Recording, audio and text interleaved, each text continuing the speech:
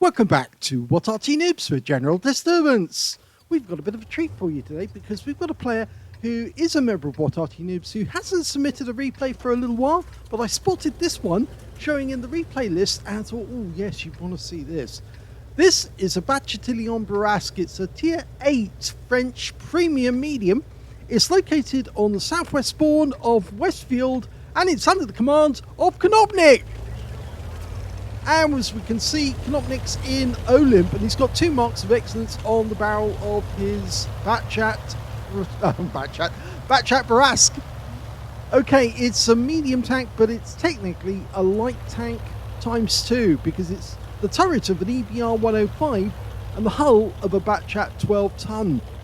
So it's actually quite fast. It's 62 kilometers an hour maximum speed. It's got a 105mm main gun, which should be a single shot if it was in an EBR, but in the Bourrasque it's a 2-shot autoloader with a 2-second intra-clip reload and a capability of doing 360 alpha. That's 720 hit points of damage in 1 mag. So he can clip out an enemy very, very deadly indeed. The thing about the Bourrasque though is that it's a bit of an assassin. It does take a little while for it to dial in at distance, but if it drives up to you and shoots you with 2 rounds, then there's not a lot you can do. You lose a lot of health very, very quickly, and he'll disappear before you can do anything to him in return. Now, ever since Wargaming brought these out, they've topped the list for certain types of games. I've got a channel which features an awful lot of very top games, and the Bourrasque features in that channel quite a lot. So yes, if you want to get a medal, this is the vehicle to actually use to get that. Now the armor's very, very light indeed. 14mm on the front of the hull, 20 on the sides and also on the rear. 15mm on the front of the turret, 10mm on the sides and rear. So anything that touches a Bourrasque is likely to go through. The thing is not to be seen by the enemy, and to do that, yes, 1 shot in, misses with his 2nd round. The standard reload 21.54 seconds for the clip, and you can see Knopnik's got 20.20. That Cheetu didn't see him, but that Cheetu is in grave danger. And over here on the other side of the map we can see a Comet and an AMD 178B. He puts one into the AMD, who disappears out of sight very quickly. 1 round went right up his rear and he realizes he's in danger, but is Knopnik going to stay with that 1 round? No, he's going to fire it on the Comet and he gets a hit. He gets a low roll for 333 and he didn't get spotted, so he can go back to that position. He was lucky. If he'd been spotted, then his move away was a smart move. I think that tree actually prevented him from being seen. Okay, 2 rounds ready to go.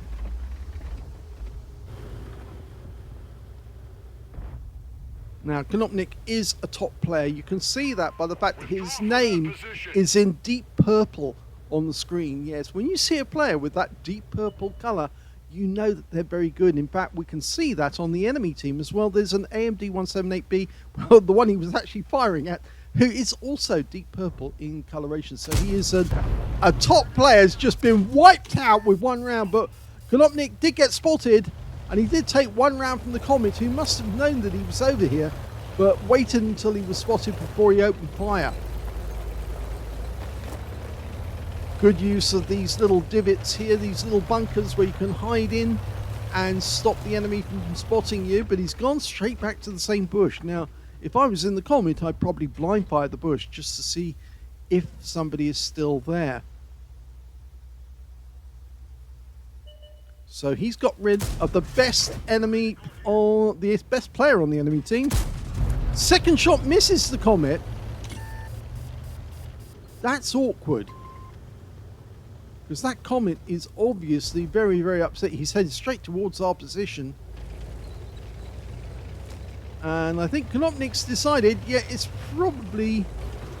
he needs to be cautious now, because if that guy is headed for that position, he's either going to get too close so he gets spotted and then shot at by other players, or he's going to receive an awful lot of damage very, very suddenly when he takes out the Comet.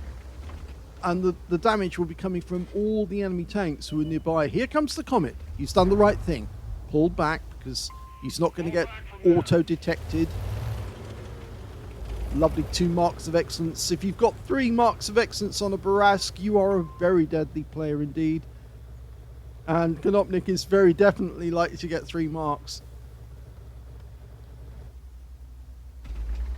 Now his team is 3 tanks down on the enemy at the moment, so things are not going well, but he decides... Oh! He didn't hit the AMBT, but he does with the next round, and he's got his 2nd kill. So at least he's addressed that, and he's taken back another kill. In fact, he's got 2/3 of the kills on his team so far. That Comet's still there, poking. Obviously, he's been spotted by the T-3485M, and he knows that's not the tank he wants. Hello! Oh, he got hit! And he gets taken out for the 2nd round. So that's his 3rd kill of the game. I bet the Comet didn't expect that, and he was just too far up. He couldn't pull back in time. His reverse speed wasn't fast enough to get over the ridgeline, get down the other side. Watch out! Retreat! Okay, SU-130PM, very thin armor. Oh! Oh, no, that did not work. Well, he has got the APCR loaded at the moment. With the SU-130PM, you can just load those HE rounds and blast them away, because those things haven't got much in the way of armor. But he one-shots a Scorpion who had low hit points already, so he's now got 4 kills. And the SU-130PM is headed very close, and, well, we're in reload, so this is not good. But he ignores us because he's going for the T-3485, and now we're going to take out the Porlick tank. 1 shot, and he can now take out the SU-130PM with 1 shot as well, and he does. And he quickly dives in there once he's got his top gun to avoid any enemy fire coming in his direction. There's a Dicamax looking over here. The enemy Arty's firing in his direction. There's 2 enemy Arty, an SU-8 and an S-51, and he manages to duck out of there before the other Arty fires. So he's avoided any damage, and Tiger P on the move. He's loaded. 1 shot goes in, he gets a fire, and the 2nd one, but he didn't get a fire off that one as well.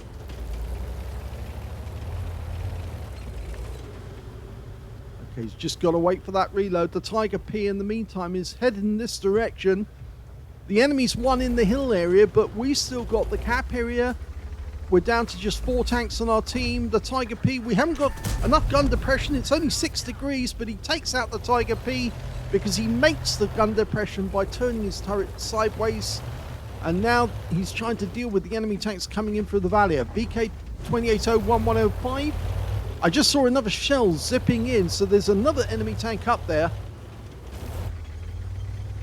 Now there's still 6 enemy tanks, 2 of which are Arty. I think he's popping up here because of the tanks that are still remaining on the enemy team. The TS-54 is the most mobile. The Sturimil and the Dicamax are fairly slow, but they do have very good guns. They could do serious damage to a Bat Châtillon Bourrasque. Can't see them. T-54 hasn't been seen for a while. And now we can see the 2801-015. There he is. Didn't open fire. And the E-25 got the kill. Okay, we lost one of our Arties. One of them was in a GW Panther. He got taken out, but the M44 is still in the game.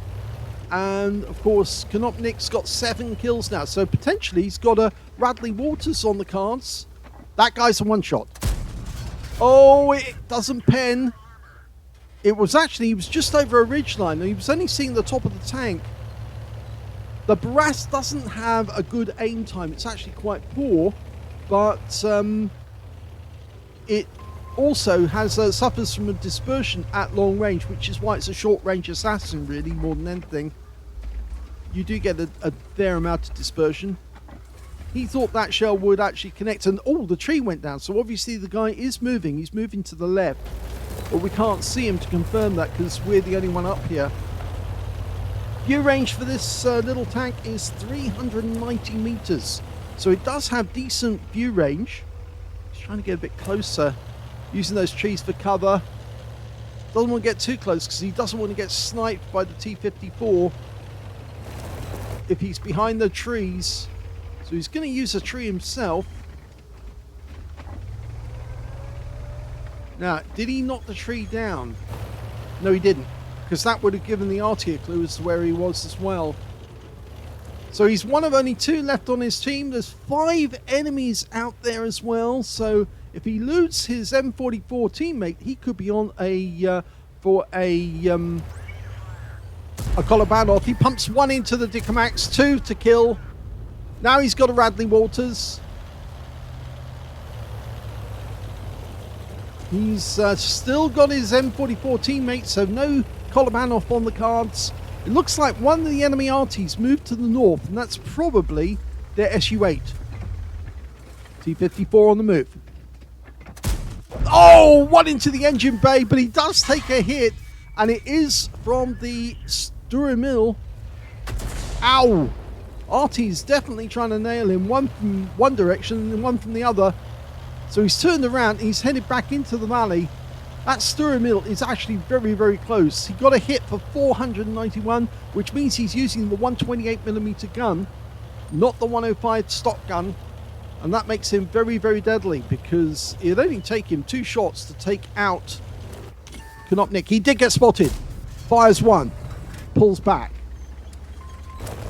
Yeah, he's marking to the M44, saying, hit the Sturmil for me, please. Hopefully the M44 will oblige. Normally, I mean, if you see those target arrows turn up, I normally aim for those ones because I know that my teammate is asking for help on a particular vehicle. Not every Arty player plays that way though, but a lot of them will respond if they know that a teammate is in dire need of help and a bit of fire support. Then they will act and they will do their best. The M44 just fired. I love this play. He's actually changing the direction. The Sturmil probably doesn't know he's over here, and if he stays within the trees, the Sturmil will probably only find out when the round hits him. And remember, that Sturmil has very little armor, which makes him an easy kill. There he is. Oh, we've got him on the other angle. You can see he's in full gun depression, 15 degrees. He knows he's been spotted. His sixth sense went off. And as we back up, we haven't got the gun elevation to bring the gun to bear, so we need to actually change our position just to get the gun to bear. The Sturmil is turned. He doesn't know from which direction the shell's coming. He's been hit. Kill shot. Yes, he got him. And that's a Pools medal. There's only 2 enemies left now. The both Arty, the S51 and the SU-8. And this is going to be a fantastic victory for Konopnik. Proves why he's got this mark. S51. It was the SU-8 who was up the hill. He goes out with 1 shot, and he did get spotted, so the enemy SU-8 will probably try and lob one in this general direction. That's the 2-minute warning. And I'm pretty certain the SU-8 is over the other side of the battlefield. Our M44 is not going to be any help when it comes to actually getting the getting this game closed, because I think he's not going to be able to move fast enough to get to the enemy cap and put some pressure on. But Konopnik, he's looking for that enemy Arty. I'm not so sure he's headed in the right direction, because I think if the enemy SU-8 is up in the hills, he'll stay up there. Well, we've got 1 minute 25 seconds left on the game, and he's expecting the SU-8 to be over in this direction. I'm not so sure he is over here. I think he is somewhere over on the west side of the map, not on the north. But remember, this is a very fast medium tank, so he can travel over there if he needs to. He's just covering all the bases, having a quick look. Nothing over there. Okay, so we're into the last minute. This one's going down to the wire. If he can find the enemy Arty, he not only picks up a Pascucci's, but he will also win the game and have 12 kills. You don't get the medal for 12 kills other than the Pools medal, but it's very nice to get. He needs to get as close as he can to, so he doesn't get affected by that dispersion. Last 25 seconds. When he comes over this hill, I think he's going to find the enemy Arty somewhere in the vicinity, because I think he's in this corner. There he is! One shot wins the game! That's a fantastic victory for Konopnik.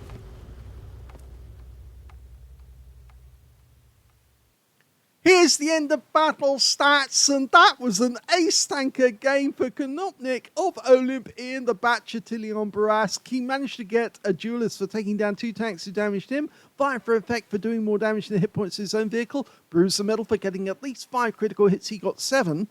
He got a Pools medal for killing at least 10 enemy vehicles. In this one, he got 12. He also picked up a Pascucci's for killing both enemy Arty right at the end of the game, a High Caliber for dealing the most damage in the game, and a Top Gun for getting at least 6 kills. His win rate in this game, 11,911. Super Unicum and a lot more. Let's have a look at team score and see how he did it. He says the Ultra Carry. It is certainly an Ultra Carry, no doubt about that. He killed, let's say, 4/5 of the enemy team. 4/5, most of the enemy. Okay, he managed to get 5,033 hit points of damage in this one. The next highest scorer had less than half that, and that was the TS54, who only had 2,512 hit points of damage. And in third place was the E75TS with 2,009. When it came to kills, nobody could get close to him. 12 kills to Konopnik and 3 kills to the VK2801105, which apparently, well, he didn't kill that guy.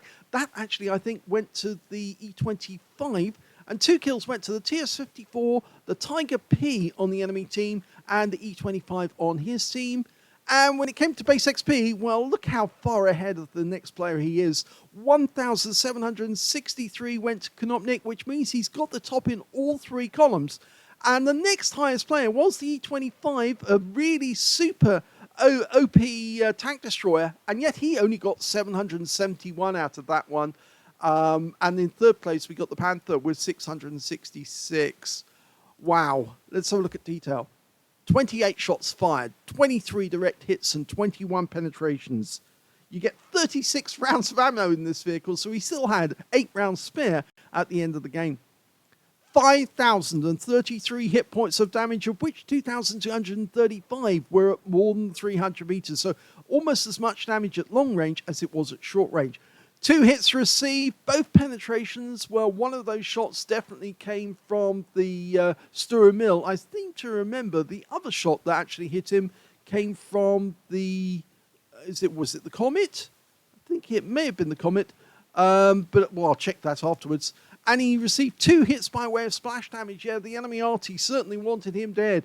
If you ever see a Bourrasque in action, if you're in an Arty, aim for the Bourrasque because it's very thin armor and you'll more than likely get a penetrating shot, and you'll probably take out the most deadly player on the enemy team. 4 enemy vehicles were spotted, 13 enemy vehicles were engaged, and 12 were killed, and he did 640 hit points of damage assistance. I think that's spotting on that one.